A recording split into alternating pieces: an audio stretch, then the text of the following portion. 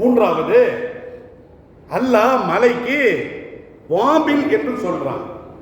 வாபில் என்று சொன்னால் பெரும் மலை என்று பொருள். இரண்டாவது சூரா சூரத்துல் பக்கரா 265வது வசனம் அல்லாஹ் சொல்லுகின்ற பொழுது, வமஸலுல் லதீன யுன்ஃபிகூன அம்வாலஹும் இப்திகா மர்தாத்தில்லாஹி வ தஸ்பீதம் மின் அன்ஃபுஸிஹிம். அல்லாஹ்வுடைய பாதையில் அல்லாஹ்வுடைய திருப்பொருத்தத்திற்காக வேண்டி தங்களுடைய பொருட்களை எவர்கள் செலவு செய்கிறார்களோ அவர்களுக்கு உதாரணம். மேலும் தங்களை இஸ்லாத்தின்பால் எவர்கள் நிலைநிறுத்திக் கொள்கிறார்களோ அவர்களுக்கு என்ன உதாரணம் தெரியுமா? கமஸலி ஜன்னத்தின் பிரபுவத்தின், உயரமான வளமான பகுதியில் இருக்கக்கூடிய ஒரு தோட்டத்திற்கு உதாரணம்.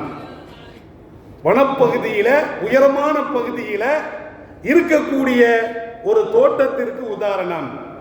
அசாபகா வாபில், அந்த வனப்பகுதியில அந்த வளமான பகுதியில கடும் மழை பொழிகின்ற பொழுது, வாபில் சொல்றான், மலைக்கு வாபில், கடும் மழை பொழிகின்ற பொழுது அந்த மலை அந்த விளைச்சலை இரட்டிப்பாக்க குடிக்கிறது. எல்லாம் வல்ல அல்லாஹ் குர்ஆன்ல சொல்லி காட்டுகிறான்.